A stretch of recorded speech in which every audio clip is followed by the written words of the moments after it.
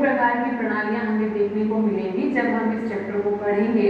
एक संसदीय प्रणाली और दूसरी अध्यक्षात्मक प्रणाली, जिसको राष्ट्रपति प्रणाली भी कहा जाता है। तो इन दोनों में अपन अंतर कर पाएंगे कि संसदीय प्रणाली में कार्यपालिका किस प्रकार की होती है और राष्ट्रपति प्रणाली में कार्यपालिका किस प्रकार की होती है, क्या क्या उसकी शक्तियां होती है, क्या क्या संरचना होती है। भारत के राष्ट्रपति की संवैधानिक स्थिति को समझ पाएंगे, मंत्रिपरिषद की संरचना और कार्यों के बारे में जान पाएंगे, प्रशासनिक मशीनरी में महत्व और कार्यों के बारे में जान पाएंगे। ये सारी बातें अपन जान पाएंगे ये पूरा चैप्टर पढ़ने के बाद में। तो सबसे पहले अपन जानते हैं कि कार्यपालिका क्या होती है। जैसे कि अपन ने शुरू किया था ये वीडियो, तभी मैंने बताया था कि सरकार के 3 अंग होते हैं, विधायिका, कार्यपालिका और न्यायपालिका। विधायिका सरकार का वो अंग है जो कि कानून एवं नीतियां बनाता है। ये अंग बनाता है कानून एवं नीतियां। कौन सा अंग? विधायिका।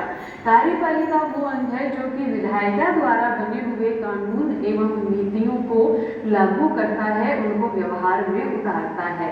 कानून एवं नीतियों को लागू करने का काम है कार्यपालिका का, जिसके बारे में अपने इस चैप्टर में अपन अध्ययन करेंगे।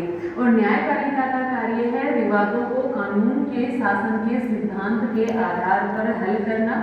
न्यायपालिका से संबंधित भी अपना एक चैप्टर है जिसका अपन अध्ययन करेंगे कि क्या काम करती है न्यायपालिका, चाहे संघ और राज्यों के बीच में, 2 राज्यों के बीच में, या फिर किसी भी तरह का कोई विवाद है तो उसको सुलझाती है, उसका हल निकालती है, उसका समाधान निकालती है और एक सिद्धांत के आधार पर। क्या है वो सिद्धांत? वो सिद्धांत है कानून के शासन का सिद्धांत। तो इस सिद्धांत के अनुरूप न्यायपालिका इन विवादों का हल निकालती है। लेकिन आज अपना जो मसला है वो कार्यपालिका है। आज अपन जानेंगे कार्यपालिका के बारे में। देखिए, कार्यपालिका सरकार का वह अंग है जो कि कानूनों को लागू करती है। कार्यपालिका का काम क्या होता है कि जो हमारी संसद ने, हमारी विधायिका ने जो कानून बना दिए, उन कानूनों को लागू करने का काम कार्यपालिका का होता है। तो देखते हैं अपन, कार्यपालिका सरकार का वो अंग है जो विधायिका द्वारा स्वीकृत नीतियों और कानूनों को लागू करने के लिए जिम्मेदार है। कार्यपालिका प्राय नीति निर्माण में भी भाग लेती है। कार्यपालिका अपन सभी जानते हैं कि जो हमारी विधायिका है उसका अंग भी है हमारी कार्यपालिका। और जब भी नीति निर्माण का कार्य होता है संसद में, विधायिका में, तो वहाँ हमारी कार्यपालिका भी उपस्थित होती है। तो कार्यपालिका केवल बनी हुई नीतियों को लागू नहीं करती है, ये नीति निर्माण में भी अपनी एक महत्वपूर्ण भूमिका निभाती है और जो कानून बन गया उसको सही तरीके से लागू भी करती है। कार्यपालिका में केवल राष्ट्रपति, प्रधानमंत्री या मंत्री ही नहीं होते हैं। तो फिर कौन होता है कार्यपालिका में? कार्यपालिका में सिविल अधिकारी या प्रशासनिक अधिकारी भी होते हैं जो कि सहयोग करते हैं हमारी कार्यपालिका को बने हुए कानूनों को लागू करने में।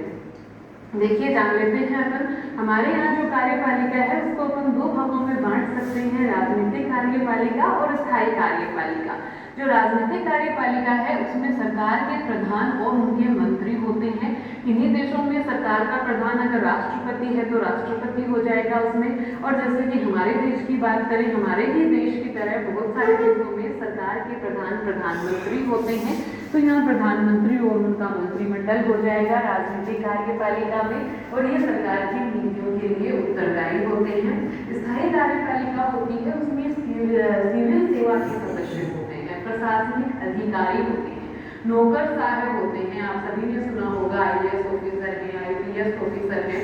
तो ये सारे के सारे लोग आते हैं स्थायी कार्यपालिका में और ये रोज रोज के प्रशासन के लिए उत्तरदायी हैं। रोज रोज जो भी कार्य करने होते हैं, कानून लागू करने से संबंधित जो भी कार्य हैं, वो कार्य हमारे ये प्रशासनिक अधिकारी करते हैं।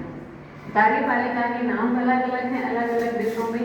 कहीं राष्ट्रपति नाम है, कहीं चांसलर नाम है, कहीं प्रधानमंत्री और उनकी मंत्रिपरिषद है। तो अलग अलग देशों में कार्यपालिका के अलग अलग नाम हमें देखने को मिलते हैं। तो चलिए जानते हैं अपन कार्यपालिका के प्रकार के बारे में कि ये कार्यपालिका कितने प्रकार की होती है। यानी सरकार का वो अंग जो कि कानूनों को लागू करता है, जो कि नियमों को लागू करता है, वो कितने प्रकार की कार्यपालिका है, उस अंग अंग को कितने प्रकार में अमन पहुंच जाते हैं। तो इस अंग को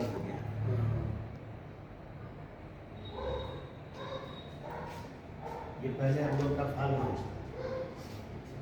जाए एक दिन के हम लोग जो है इसको सरकार तरफ से आएगा, यहाँ से भी मिलता है सरकार की तरफ से।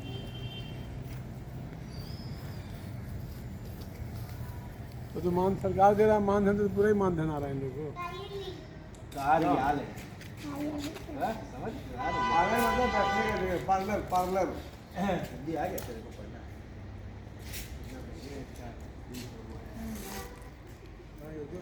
सिखाएंगे वो सर्च कर सर्च। ठीक है ठीक है, इसका आदमी भेजते हैं ना, इसको निकलवा के